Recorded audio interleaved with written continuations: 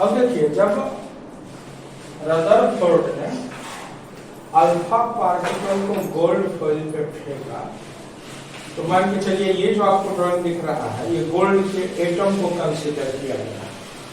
तो ज्यादातर alpha particle gold foil के पार चले गए। अब ज्यादातर अल्फा पार्टिकल का गोल्ड फॉइल के पार जाना क्या बताता है? Maximum space in atom are empty. Conclusion क्या निकलता है? इसका कंक्लूजन यह है, maximum space in atoms are empty. Atom के अंदर अधिकांश जगह खाली होता है, तभी तो मैक्सिमम अल्फा पार्टिकल पार गए। Most of A particle passes through gold foil unreflected. इसका कंक्लूजन क्या निकला? Maximum space in atoms are empty, therefore A particle passes unreflected. A small angle explain repulsion. A particles are positive charge H plus ion and repulsion of H plus and nucleus. अब ये जो nucleus है, निश्चित रूप से इस पर positive charge रहा होगा। इस न्यूक्लियस पे पॉजिटिव चार्ज रहा होगा, तभी तो इसके बगल से जो हीलियम का प्लस प्लस छोटा सा गया, तो प्लस प्लस में रिपल्सन हुआ। छोटा एंगल का बनना, क्योंकि अगर कोलिजन होता तो एंगल छोटा नहीं बड़ा बनता। 10 डिग्री का एंगल का बनना, 5 डिग्री का एंगल का बनना, 15 डिग्री का एंगल का बनना, ये बता रहा है कि कोलिजन नहीं हुआ है, यानी ये टकराया नहीं है, बल्कि रिपल्स हुआ है। बात को समझेंगे? अगर आप क्रिकेट खेलते हैं तो क्रिकेट के बल्ला से गेंद का हल्का भी साइड कट होता है, तो साइड कट के बाद भी छोटा एंगल नहीं बनता है, बड़ा एंगल बनता है। और यहाँ छोटा एंगल बन रहा है। छोटा एंगल का बनना ये बता रहा है कि वो जो He++ यानी अल्फा पार्टिकल है, ये अल्फा पार्टिकल इससे टकराया नहीं है। और रदरफोर्ड ने जानबूझ करके He++ को ही फेंका, क्योंकि उसको अंदाजा था कि एटम के सेंटर में पॉजिटिव चार्ज होगा, ये उसका अनुमान था। तो एक विशाल पॉजिटिव चार्ज हीलियम के रिस्पेक्ट में विशाल थोड़ी ना, तो बहुत छोटा है, लेकिन हीलियम के रिस्पेक्ट में यह बहुत बड़ा है। अब ये वाला पॉजिटिव इस वाले पॉजिटिव को रिपेल किया ना। अब सोचिए जरा कि आप एक सुई के बराबर के चीज को कहीं फेंक रहे हैं, अब कुछ दूर बाद उसके बगल में एक मैग्नेट रख दिया गया, तो वो मैग्नेट उसको खींच के अपने में सटा तो नहीं पाया, क्योंकि सुई का स्पीड बहुत ज्यादा था, लेकिन डिस्टर्ब कर दिया। कुछ इसी तरह का घटना यहाँ पे घटा। अल्फा पार्टिकल का स्पीड बहुत ज्यादा था, जो कि इसके द्वारा रिपल्स भी किया गया, तो ये सीधे ऐसे न भागा। सीधे भागता, स्लो रहता तब ना, ये फास्ट था इसीलिए ऐसे भागा, और जितना फास्ट उतना कम एंगल। और ये एंगल का बनना ये बता रहा है कि केवल और केवल रिपल्सन हुआ है। यानी ये बता दिया कि एटम के सेंटर में पॉजिटिव चार्ज होता है। क्लियर है? अब third number, very few number of, मैंने 20,000 में से कितना भाई? 1 particle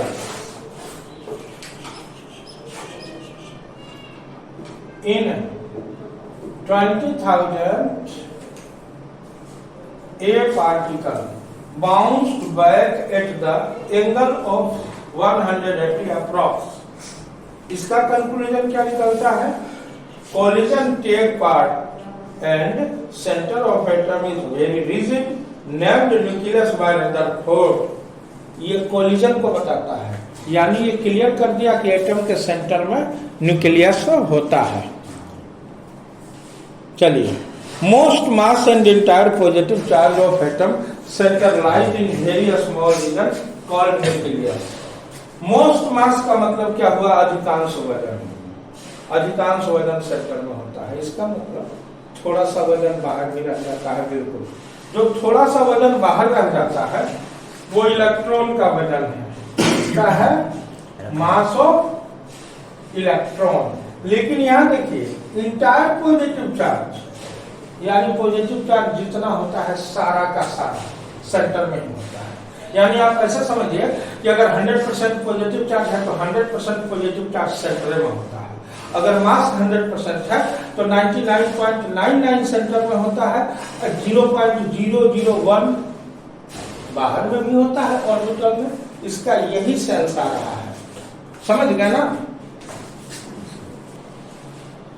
2 number, nucleus is surrounded by revolving electron. Nucleus घूम रहे इलेक्ट्रॉन से घिरा होता है।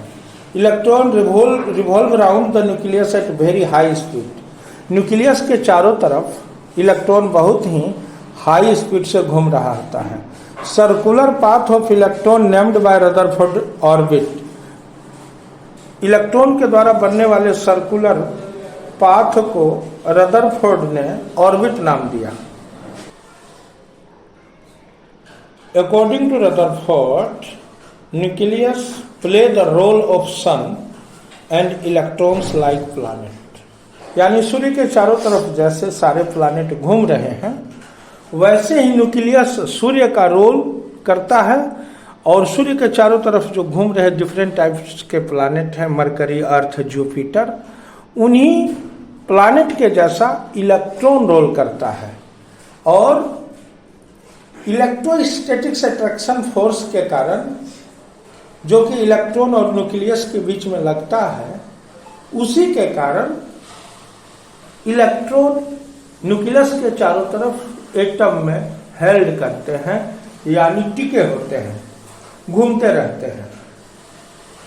इसका तुलना उन्होंने ग्रेविटेशनल फोर्स से किया।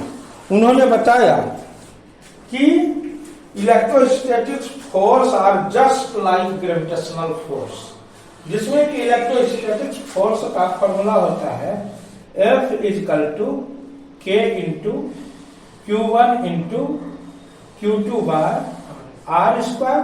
और यहाँ gravitational force equal to F equal to Gm1 into M2 by R square.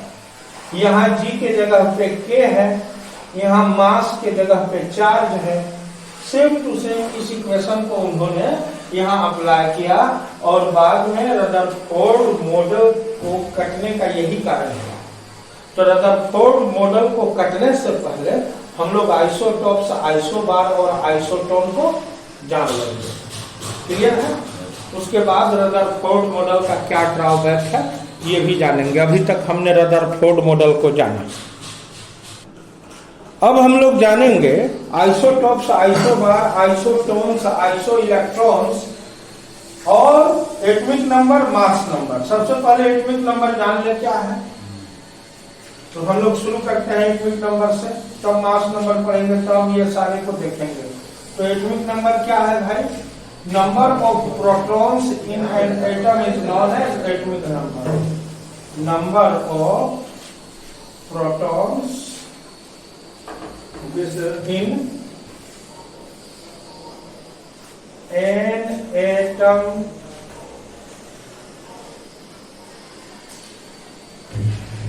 is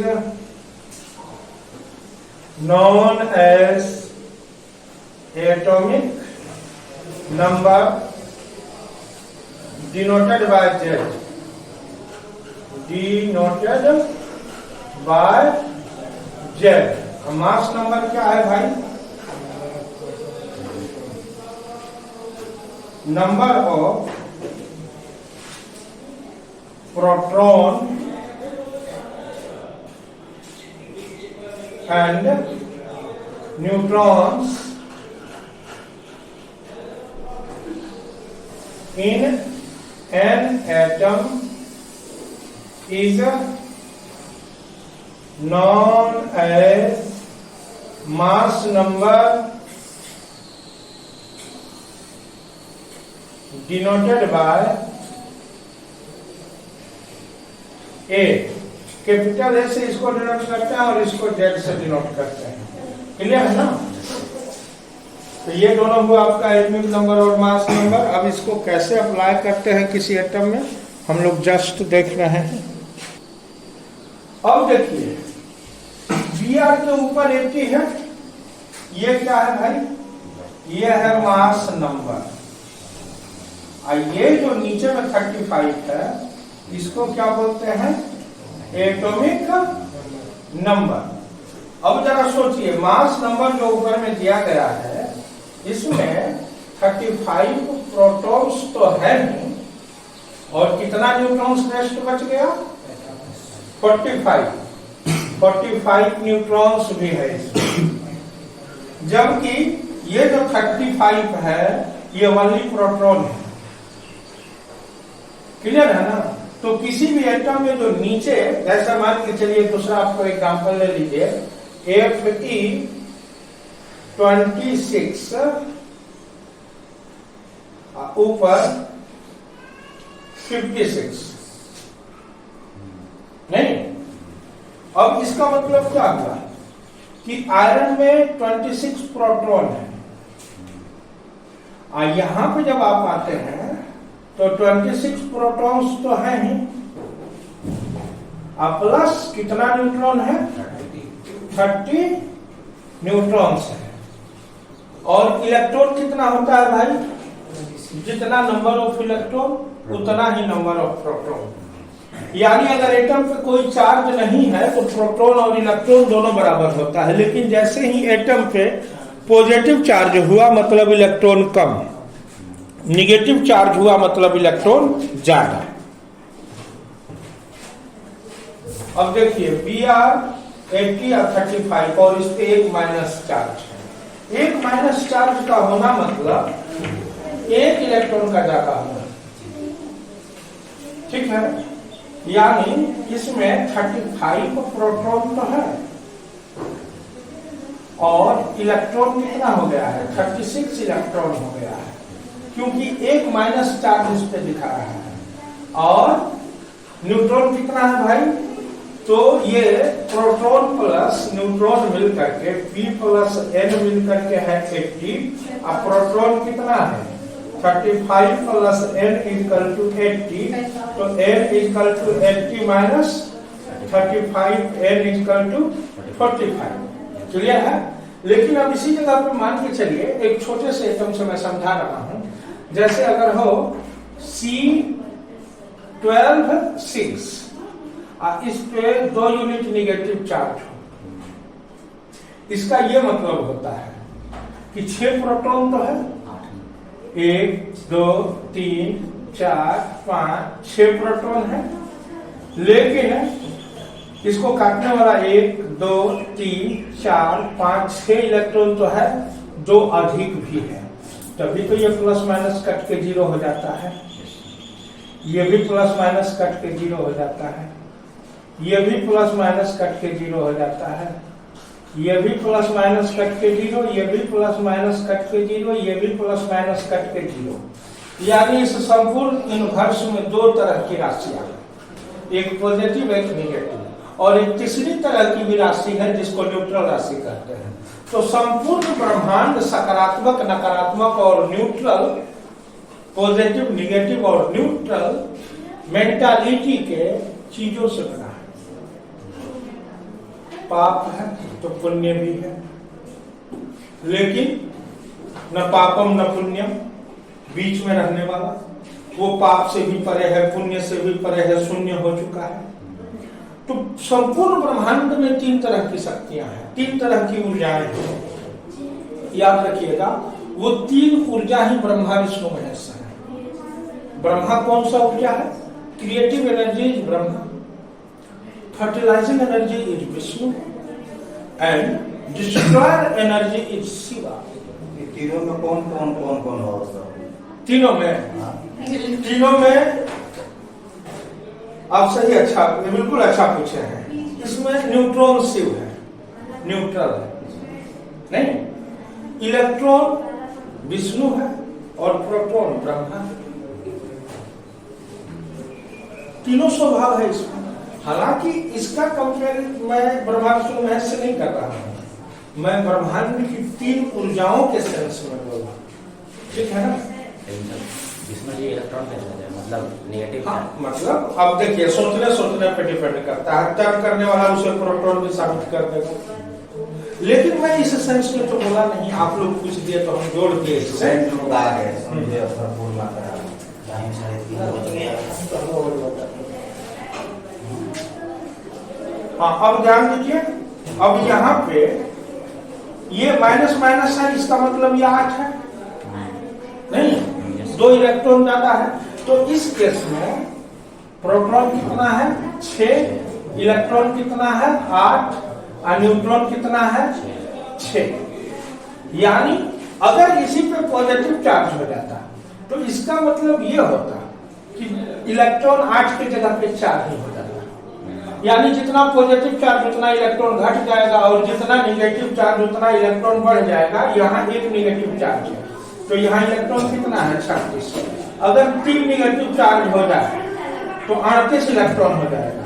अगर यहीं पे 3 पॉजिटिव चार्ज हो जाए तो इलेक्ट्रॉन 35 से भी घट करके कितना हो जाएगा, 32। तो आप लोग समझ गए होंगे। प्रोटॉन के बढ़ने से मास के प्रोटॉन न बढ़ता है न घटता है, प्रोटॉन कांस्टेंट रहता है। इलेक्ट्रॉन बढ़ता है और घटता है, प्रोटॉन को बढ़ाना घटाना असंभव है। किसी भी एटम में प्रोटॉन कांस्टेंट रहता है, इलेक्ट्रॉन ही बढ़ता घटता